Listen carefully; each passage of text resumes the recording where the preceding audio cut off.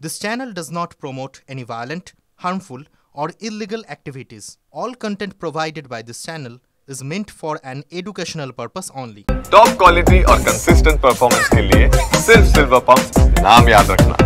পরিযায়ী শ্রমিকদের হেনস্থার ইস্যুকে সামনে রেখে বাঙালি অস্মিতার শান তৃণমূলের। বিজেপি বাংলা বিরোধী এই মর্মে বিশেষ প্রচার অভিযান শুরু করছে রাজ্যের শাসক দল। কোচবিহার, আলিপুরদুয়ার, মালদা, জলপাইগুড়িতে রাজ্যের সীমান্তবর্তী এলাকায় বিশেষ প্রচার শুরু হবে। তৃণমূলের দাবি, বিজেপি শাসিত রাজ্যে এই সমস্যা হচ্ছে। এই আবহে অসমের মুখ্যমন্ত্রীর বক্তব্যের তীব্র সমালোচনা করা হয়েছে। এবার ২১শে জুলাইয়ের মঞ্চেও বাঙালি অস্মিতায় আঘাতের ইস্যু বড় হয়ে উঠতে পারে বলে তৃণমূল সূত্রে খবর। এটা সহ্যের সীমা অতিক্রম করছে।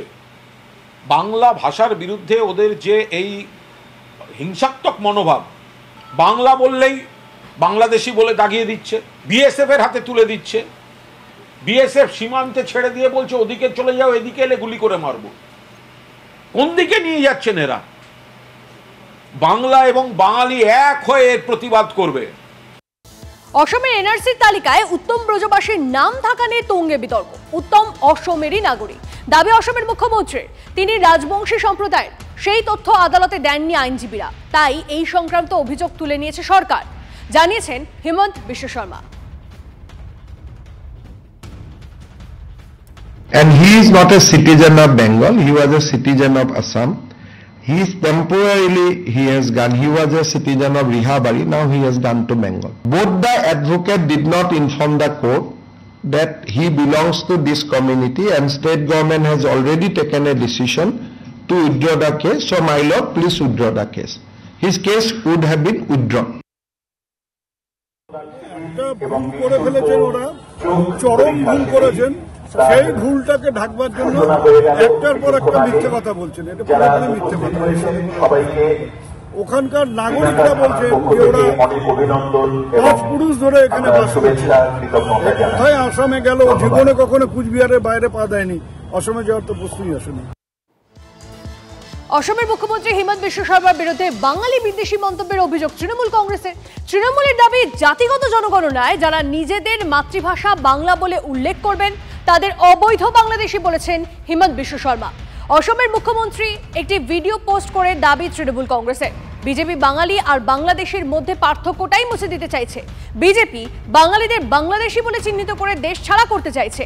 ডিটেনশন ক্যাম্পে পাঠানোর পরিকল্পনা বিজেপির। এক্স হ্যান্ডলে পোস্ট হিমন্তের বিরুদ্ধে বাঙালি বিদ্বেষ ছড়ানোর অভিযোগ তৃণমূলের। রাজনৈতিক উদ্দেশ্যে হিমন্ত বিশ্ব শর্মার মন্তব্যকে ভুল ব্যাখ্যা করে প্রচার করছে তৃণমূল। পাল্টা সরব বিজেপির রাজ্য সভাপতি শ্রমিক ভট্টাচার্য।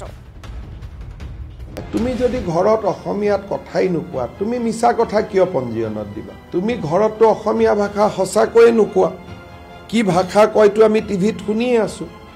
গতিকে যদি ঘৰত তুমি বঙালী ভাষাত কথা পাতা, তুমি পঞ্জীয়নত অসমীয়া ভাষাত কথা পাতা বুলি মিছা তথ্য কিয় দিবা? ই কি বুজাব যে তাৰমানে অসমত ইমান বাংলাদেশী সোমালে গন্তি কৰিব আমাক সুবিধাই দিয়া হ'ব, তেতিয়া এনআৰচিৰ প্ৰয়োজনে নহ'ব, বাংলাদেশী আমি গন্তিয়ে কৰিব পাৰিম।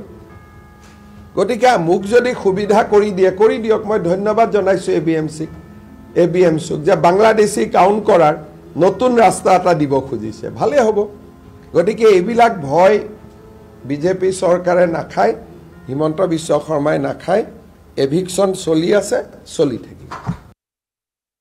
বাংলা ভাষা এর বিরুদ্ধে বিজেপির যে তীব্র ঘৃণা এবং বিদ্বেষমূলক রাজনীতি শুরু হয়েছে, আসামের মুখ্যমন্ত্রী হিমন্ত বিশ্ব শর্মা বলছেন যে যদি কেউ বলেন মাতৃভাষা বাংলা তাহলে বিদেশি চিহ্নিত করতে সুবিধা হবে। আমরা যারা বাংলায় কথা বলি আমরা সবাই বিদেশি। যদি উনি বাংলাদেশকে ইঙ্গিত করে অনুপ্রবেশকারীদের সম্পর্কে বলে থাকেন তাহলে তো প্রথম অমিত শাহ বিএসএফ এর ব্যর্থতার কথা ওনার বলা উচিত। সেটাকে ঢাকতে যারা বাংলায় কথা বলে তাদের সকলকে আপনি বিদেশি বলছেন। ক্লারিফিকেশন দিয়ে ক্ষমা চাওয়া উচিত, বিজেপির ক্ষমা চাওয়া উচিত। আর আপনারা দয়া করে বিবেচনা করুন, এই বিজেপি হচ্ছে একটা বাংলা বিদ্বেষী দল। হেমন্ত বিশ্ব শর্মার কথাটা ভুলভাবে উপস্থাপিত করা হয়েছে। যে রাজনীতি তৃণমূল করছে এটা সম্পূর্ণ বিদ্বেষের রাজনীতি, এবং যেভাবে এখানে একটা বাঙালি শব্দ তোলা হয়েছে একদিকে আপনি গুজরাট এবং গুজরাটিদের আক্রমণ করবেন, অন্যদিকে আপনার রাজ্যের 6 লক্ষ মানুষ গুজরাটে কাজ করবে, এই দুটো তো একসঙ্গে চলতে পারে না। তারা আমাদের সঙ্গে যোগাযোগ করছেন যে রাজ্য সরকারের বিভিন্ন নেতা নেত্রী মন্ত্রী সন্ত্রীদের এ ধরনের বক্তব্য তাদের অসুবিধায় ফেলছে, তাদের ভবিষ্যৎকে প্রশ্নচিহ্নের সামনে দাঁড় করিয়ে দিচ্ছে।